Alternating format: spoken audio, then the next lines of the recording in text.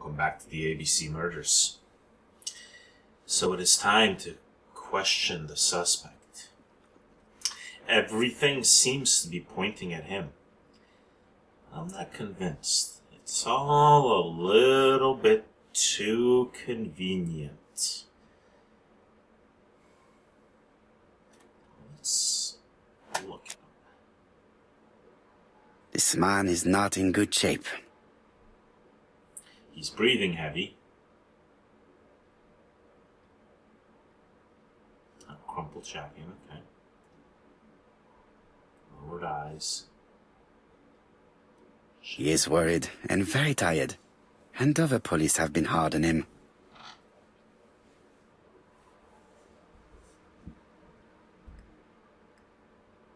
This is water. I am not going to leave before having finished questioning him. Look at the bulletin board. No. Okay, let me just talk to him. What do you want from me?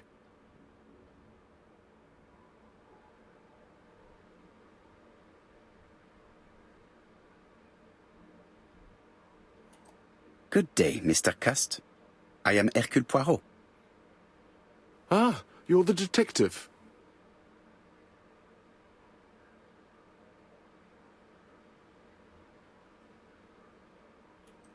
Yes, I am the person you have been sending the letters to. I didn't write these letters. I've already said so.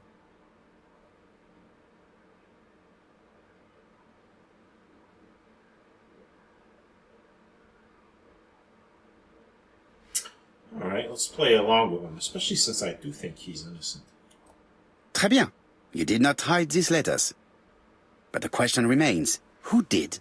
Probably one of my enemies. I have many.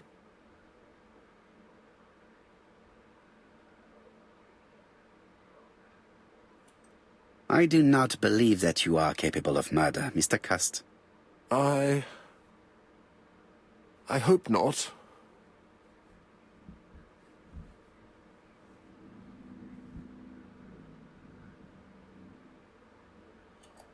You suffered during the war.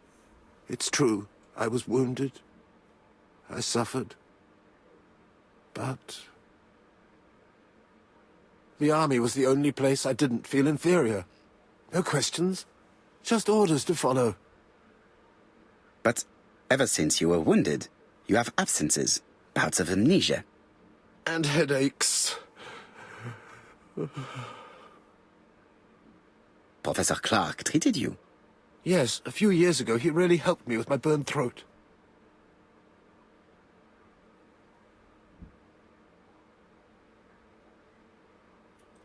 Of course, you never considered killing a doctor who took such good care of you. No. No, never.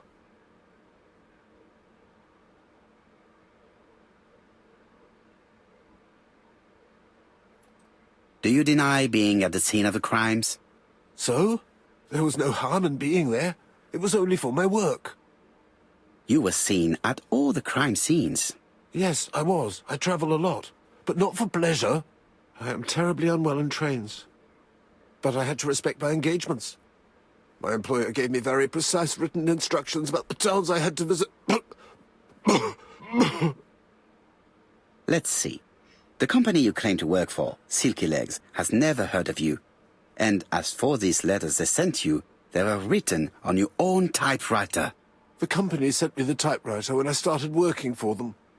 Yes, but the letters were received afterwards.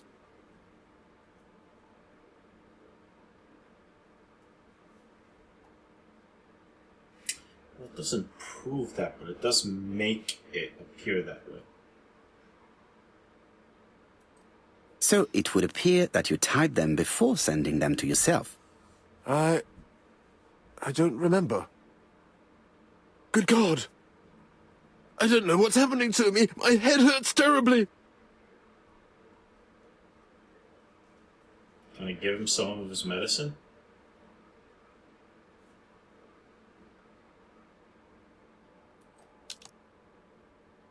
Not the sedative. Put it in the cup.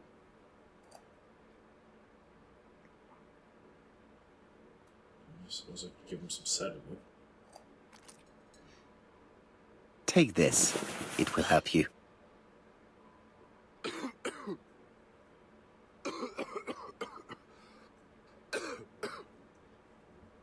Oh, I think I'll be fine. Let us see, Cust. Look at me. You know very well that you committed these murders?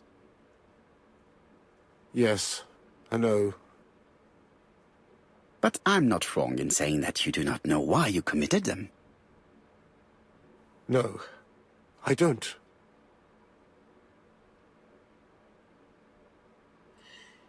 So does he have split personality?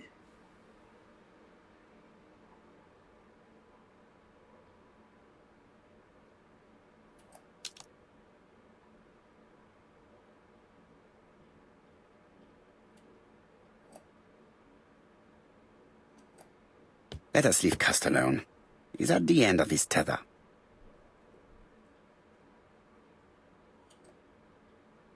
And? What conclusions have you drawn? Plenty. It might help us to understand him a little better. Let us now try and get our brain cells to work. What do we know about Cust's health?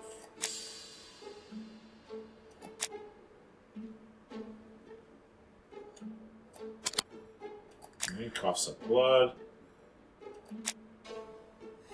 Problems with his throat.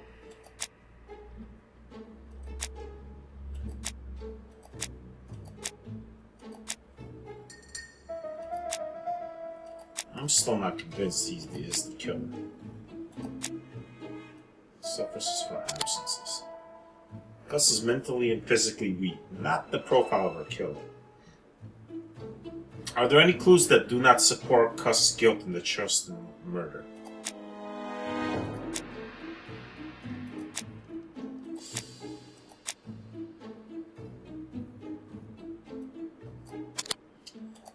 Blood would have been on his sleeves, not on...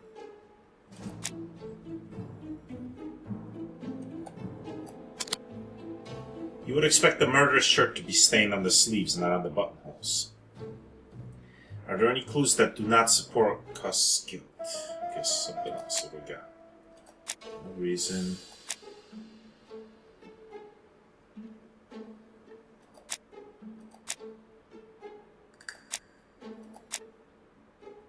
No reason to kill them. And he didn't recognize me.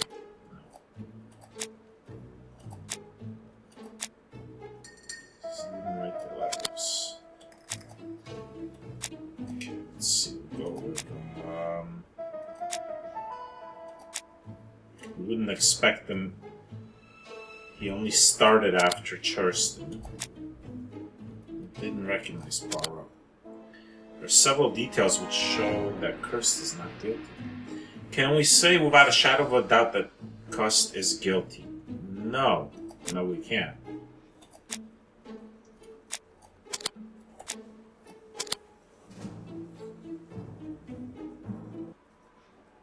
I don't see any clearer than before.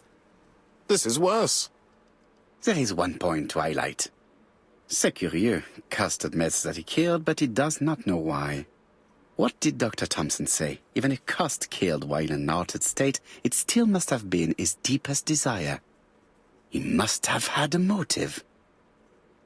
Let's keep it simple. Never mind his motive. He confessed. But you see, he can confess to anything and everything. He denied the murders and then he confessed to them.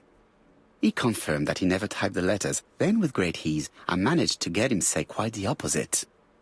Come on, he behaved like a guilty man. He lied to his landlady. Because deep down he believes himself guilty. From the papers he noticed that he had always been at the scene of the crimes. He must think that he killed and then simply forgot what he had done. How can you be so sure? Let us look at his psychological profile. You will understand my point of view. Let us now try and get our brain cells to work.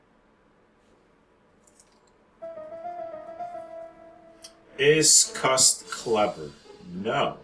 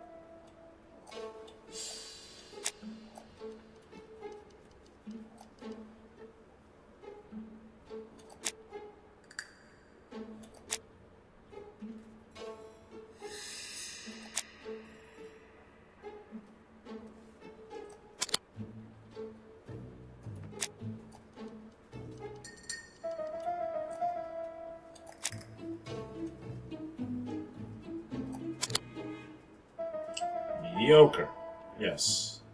He's the type to follow. So was he sure of himself? No. No, he is not. Shy and hesitant. Is he influenced? Is he a seducer? No, she barely noticed him.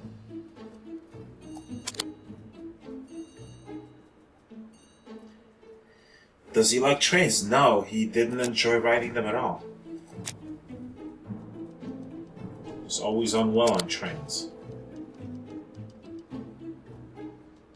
Is he impulsive?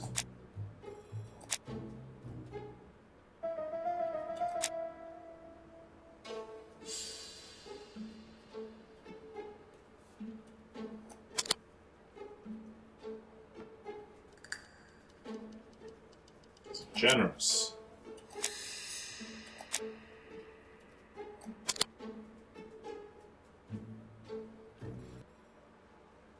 You see? Cuss' character is quite the opposite of the murderer's. But if he's a madman, can we really talk about his character? You know very well that our murderer does not behave like a psychopath. Apart from the signature, there is no ritual repetition in the choice of victims. Very well, you're right as always. So we have no confession, no culprit, no suspects, nothing. And all that after 2 months of inquiry? What should I do? Have faith. Just give me 24 hours.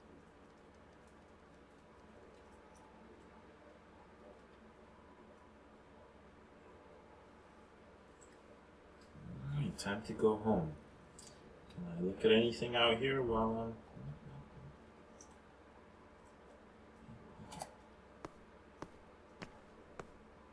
To White Heaven, please.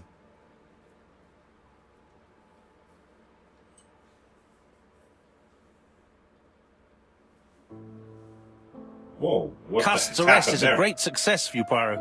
It's all clear now, except maybe 1 or 2 details. Details. Ah, mon ami. The devil is in the detail, as we say. Excuse me? Patience, Hastings. Everything will be clear once our guests arrive. Best be prepared. Slip a revolver into your pocket before they do. A revolver? But Poirot, what are you afraid of? Trust me. It is important you carry a weapon for this meeting. I will lend you mine. What about telling me what you have in mind? Surtout pas. You wouldn't be able to play your role. Wait 1 moment, I will bring you my weapon. Oh, this is gonna be good.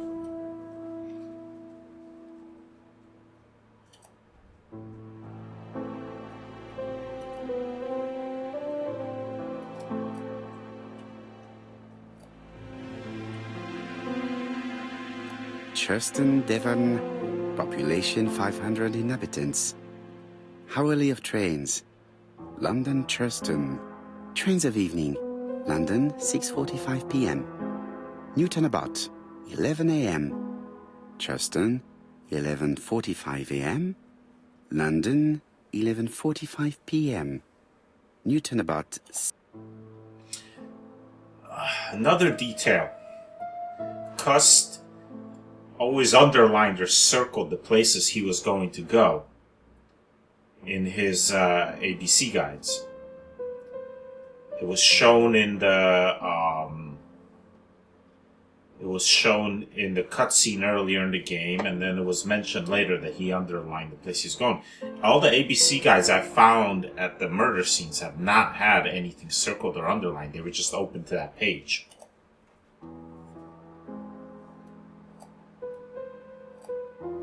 Hastings' photo album. He is very proud of his bag.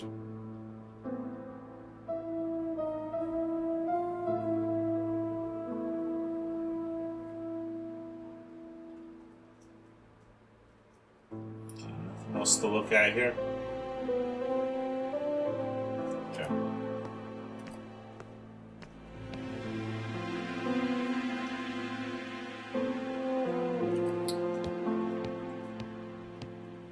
So I'd probably keep my gun in my desk, I would imagine. Daily Flicker, September 11th, 1935. ABC affair. The latest victim in a narrow escape. the ABC murderer arrested in Doncaster in tragic circumstances. His name is A.B. Cust. He's struck in Andover, strangled in Bexhill, stabbed in Churston, and in Doncaster, he attempted to kill without any weapon other than the terror he inspires.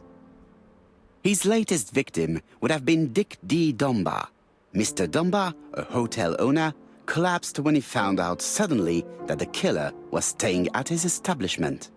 The police surrounded the hotel and arrested the murderer. Thanks to the quick intervention of the ambulance team, Mr. Dunbar is currently in hospital recovering from a cardiac arrest. I do feel bad about giving that guy the cardiac arrest. If I was not so stern, maybe that wouldn't have happened, but what's done is done. I'm not going to go back and replay that part. I'm not sure if I could. The ending I get is the ending I get. The Lancet, September 11th, 1935. General Medical Journal. The alphabet murderer is not psychotic, according to Professor Thompson. In an early issue, we claimed that the alphabet murderer was not psychotic. Our assertion has just been confirmed by Professor Thompson, a Scotland Yard expert, who has spoken to the prisoner at great length. Not all obsessional killers are psychotic, he explained. It is true that Cust has a disturbed personality and memory disorders.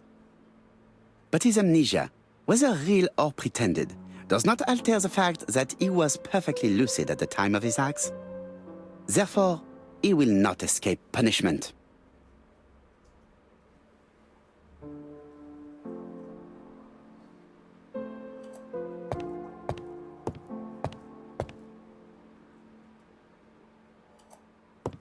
Is the gun on my desk?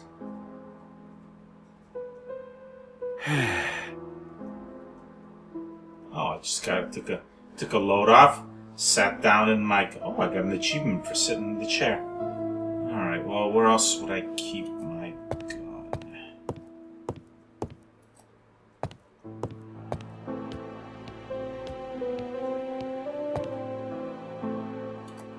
So I'll take a look in the mirror while I'm here.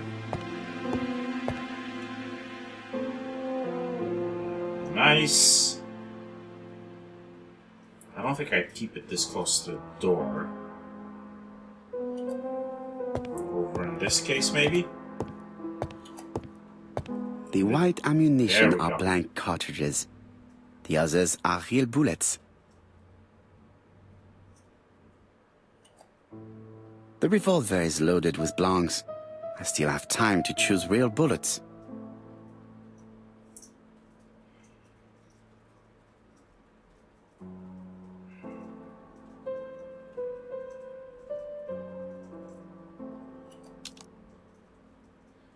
No, I think I'm gonna keep the... I don't think I want Hastings killing anybody. I just want him having... this is tough. I want him having real bullets.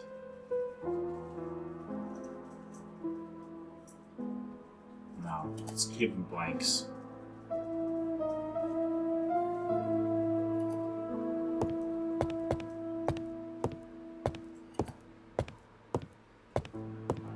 What about telling me what you have in mind?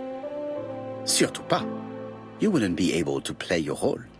Wait one moment, I will bring you my weapon.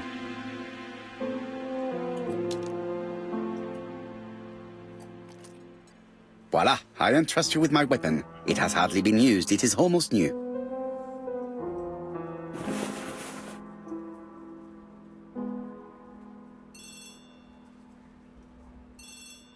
Gandhi mustache. Nice.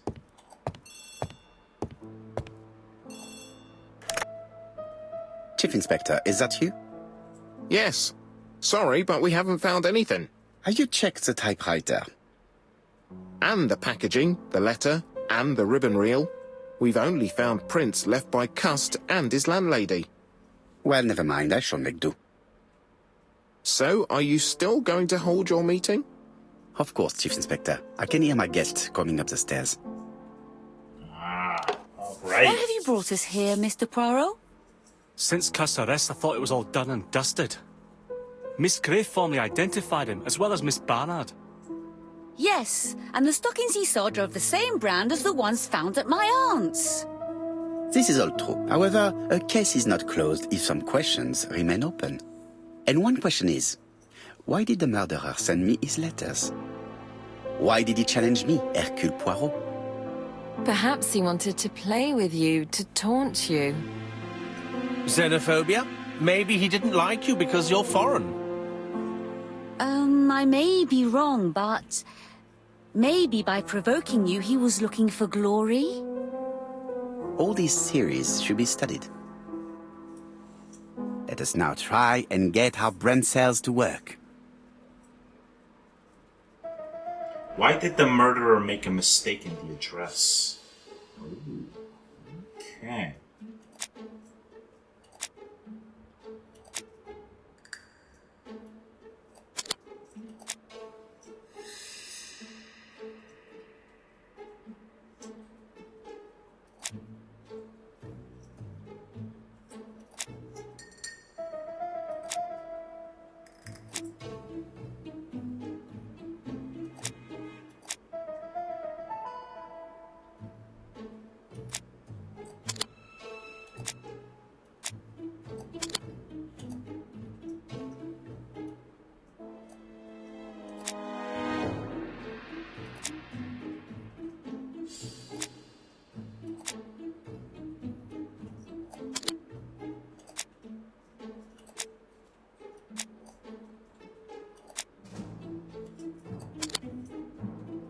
The mistake is intention.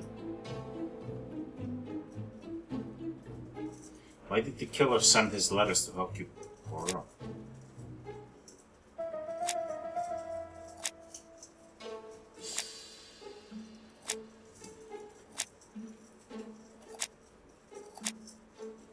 I do think it's for the glory. I don't think it's an inferiority complex.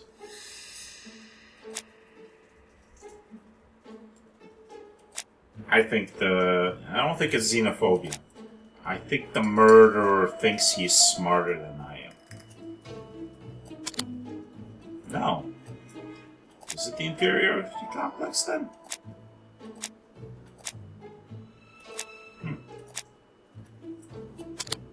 No.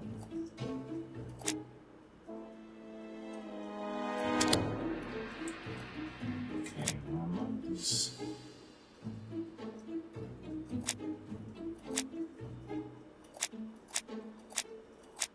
Can I go back to this one then? No, I can't.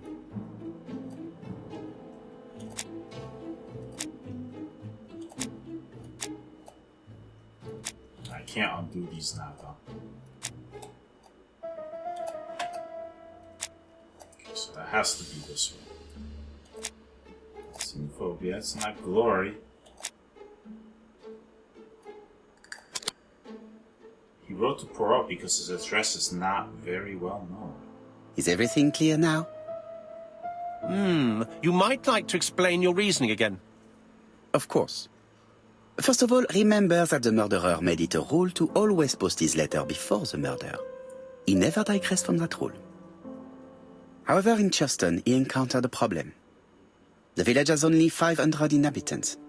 With advance warning, it would be easy to arrest him. Therefore, the murderer delayed his letters deliberately with the wrong address. The plan wouldn't have worked if he'd sent it to Scotland Yard or the papers because everybody knows their addresses. The mistake would have been corrected and the letter would have been on time. That is why the murderer chose me as the recipient. Because for his plan to succeed, it was necessary for at least one of the letters to have a wrong address and get lost. It was very cunning.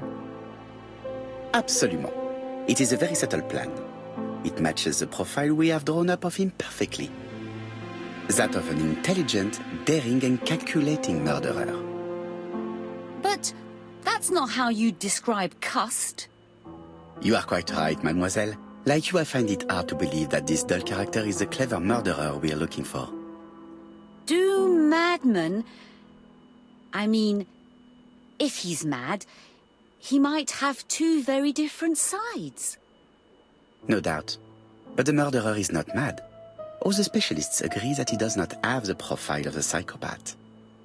But if Cust is not guilty, how do you explain his presence at the scene of the crimes?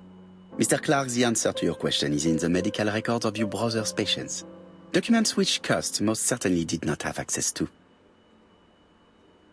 Let us now try and get our brain cells to work. What do we know about Cust? Okay, what do we...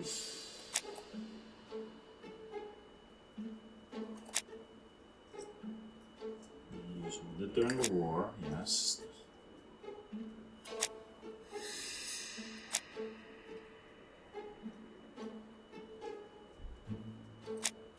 It's not a coincidence, he was sent there.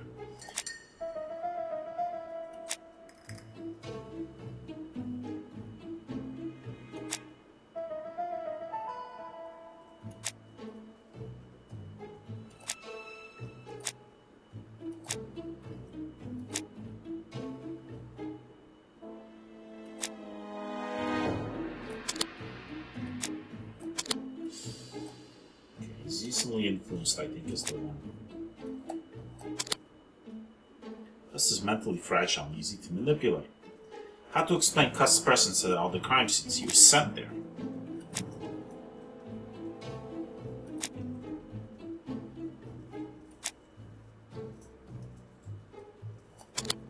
I don't think it's a coincidence. I think he was sent there purposely by the killer, but... Or the killer knew of his... Maybe it wasn't necessarily his employer that sent him. Maybe it was... that was the killer. Maybe it was the person who is the killer knew of his job and knew where he was going to go.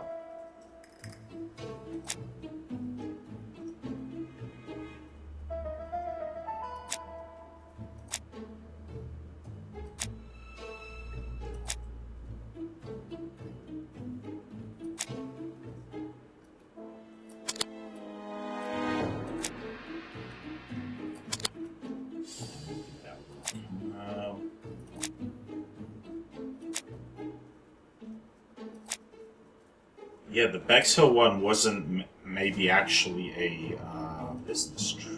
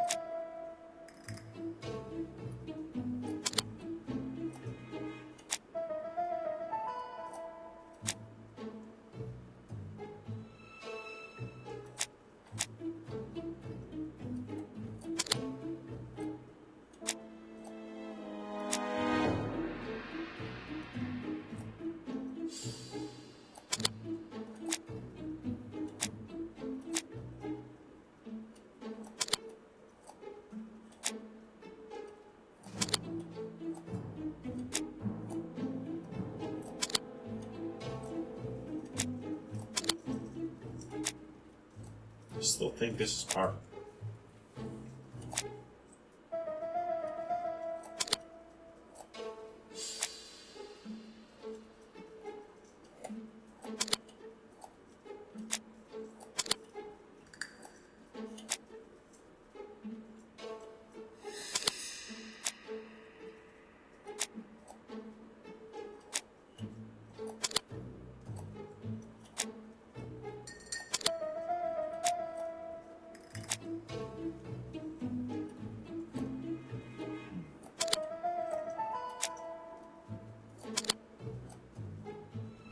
Just trial and erroring this at this point.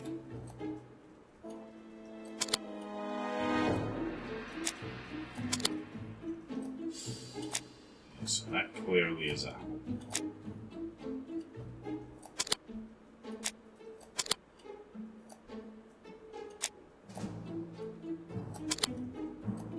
least it always puts them back in the same order, making the trial and error easier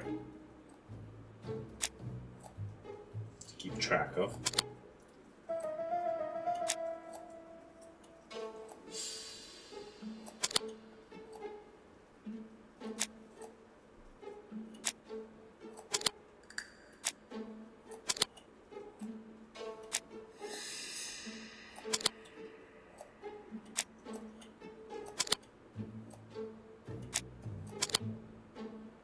Cuss was manipulated. Killer made him go. Yeah, alright.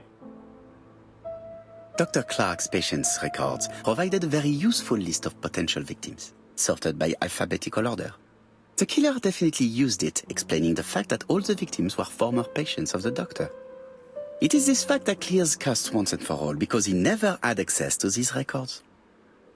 So how did he happen to be at the scene of the crimes? Either the murderer sent him there, or Cuss was following him closely. Cuss' highly suggestible nature leads us to the second hypothesis. The murderer was manipulating him.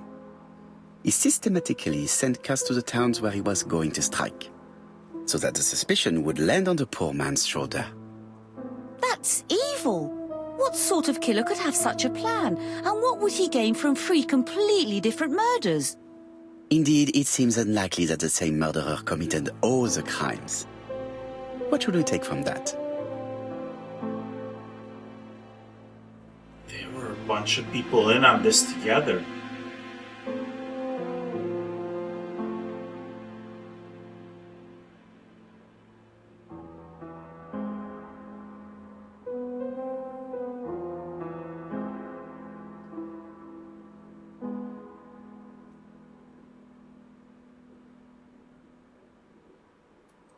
There is not one murderer, but 3 accomplices, who all used the same scenario.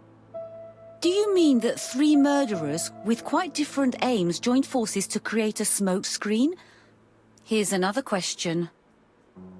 Is it still necessary to find a motive for each crime? And the one in Andover poses problem. Why was poor Mrs. Asher killed? Indeed. It would be best to forget the theory.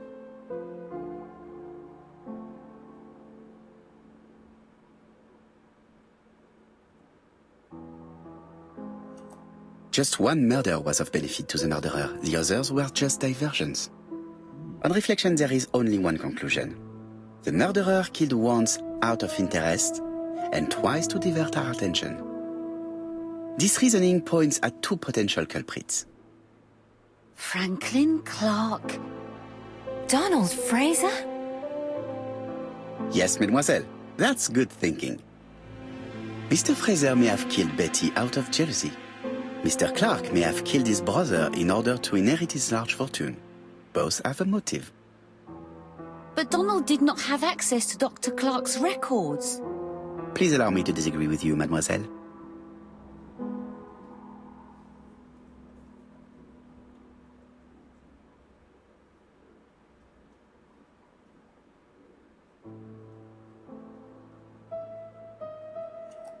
He works for Court and Brunskill, one of whose clients was Sir Carmichael. It doesn't prove that I went to Comeside. You could have done it, and you may have used the opportunity to take a look at Sir Carmichael's records.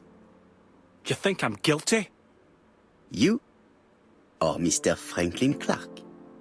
That's ridiculous. Both of you have a motive. The question is, which of you has the profile that most resembles the murderer? Let us now try and get our brain cells to work. Is Donald clever?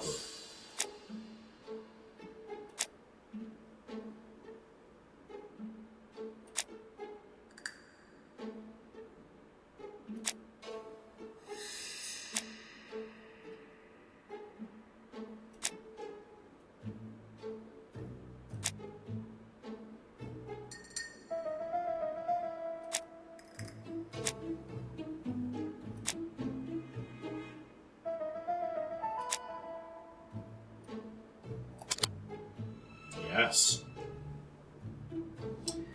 Is he sure of himself? I don't think so.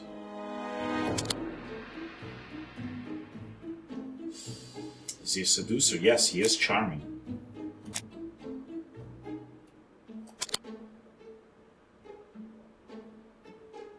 Does he like trains? He does.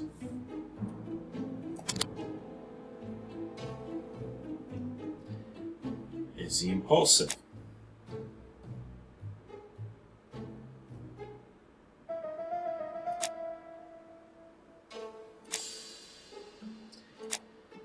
No, because he didn't.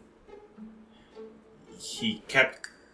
I mean, he was obviously disturbed at some scenes, but he never actually hit Betty.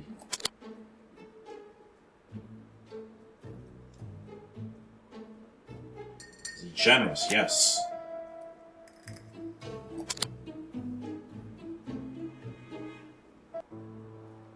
Ladies and gentlemen, Donald may share many character traits with the murderer, but he does not have his cold indifference. He has a temper. It is hard to imagine him planning anything. Also, jealousy is his motive, and crimes of passion are rarely planned. Right, I suppose it's my turn to be subjected to the same scrutiny. Absolument, Mr. Clark. Let us now try and get our brain cells to work.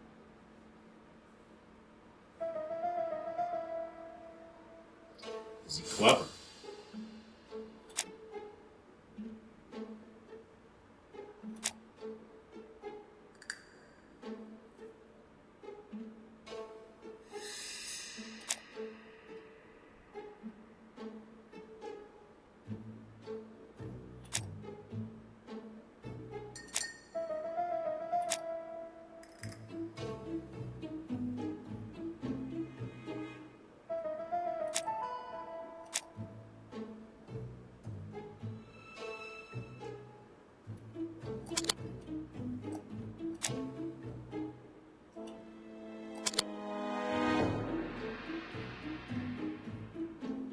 Is he confident?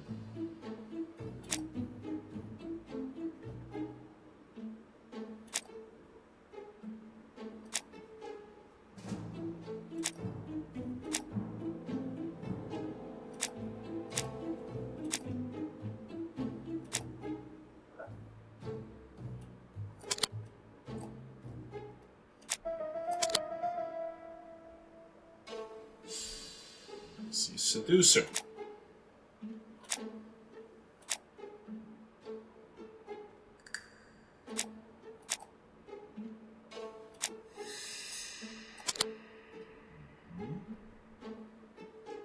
Doesn't like trains. He sure does.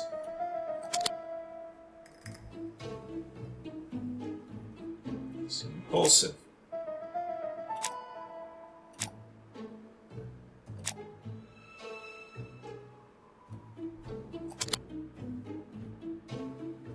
Oh. Generous, yes.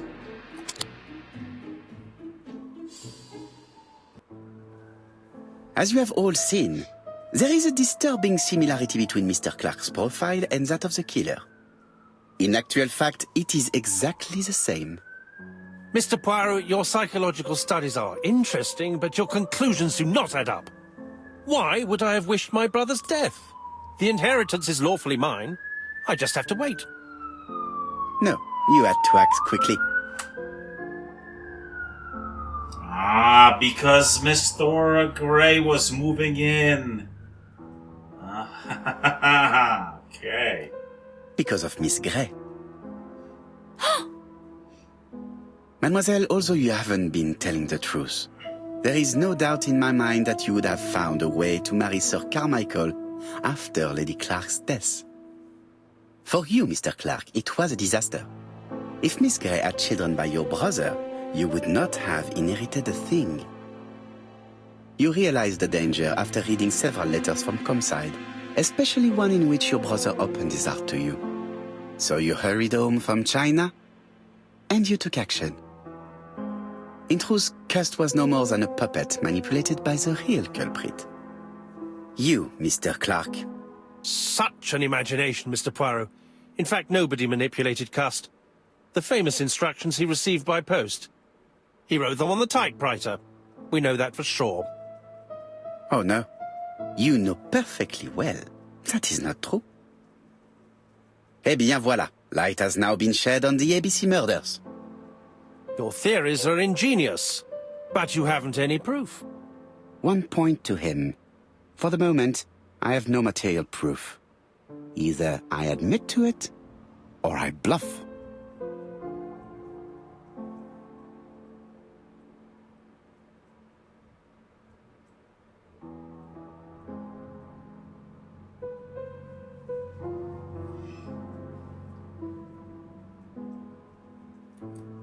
One thing proves it. A carton of placed cigarettes you stole from Mrs. Asher and found at your home. You have nothing on me. You're bluffing, Mr. Poirot.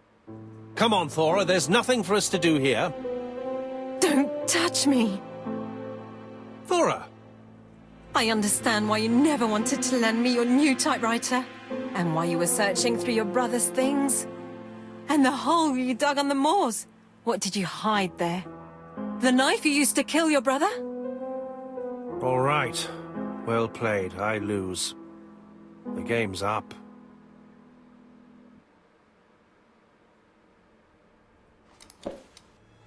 Don't come near me!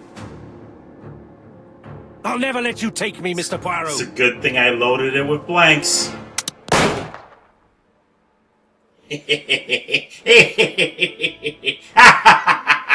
I'm sorry, Mr. Clark, there is no easy death for you.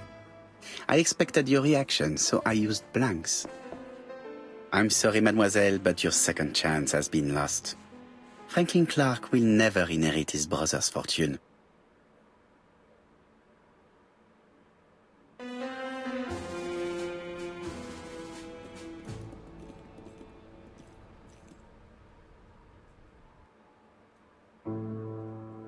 Disappointed at having missed the chance to become Lady Clark, Thora Grey left England. Donald Fraser and Megan Barnard married. On Poirot's recommendation, Mary Drower started to work for Lady Clark. The elderly lady's condition suddenly took a turn for the better. And a few months later, to Dr. Logan's great surprise, she was back on her feet again. According to this eminent physician, it appears to be an extremely rare case of spontaneous remission. Lady Clark has enjoyed very good health ever since.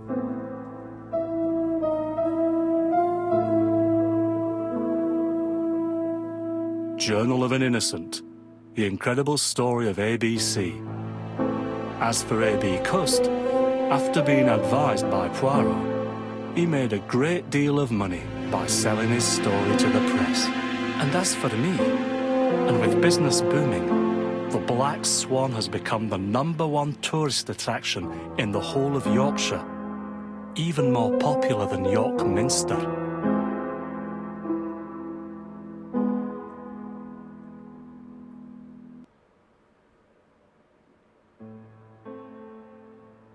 All right. Yeah. Well, I had a great time. I love point-and-click adventures. I love murder mysteries. I thought this was pretty well done. For the most part, well voice acted. A little few production hiccups, like that weird, jarring scene about halfway through this episode. But for the most part, well done. I do wish there was more penalty for getting things wrong. Like when you were trying to piece things together, there was basically no penalty for just trial and erroring it, which did work to my advantage a couple times because I had to do that myself a couple times. I'll admit, I'm happy to say only a few times, but beyond that, it was an interesting game, and I enjoyed solving the murder.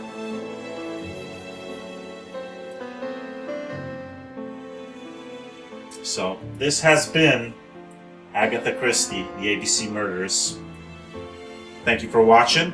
I hope you enjoyed the video series.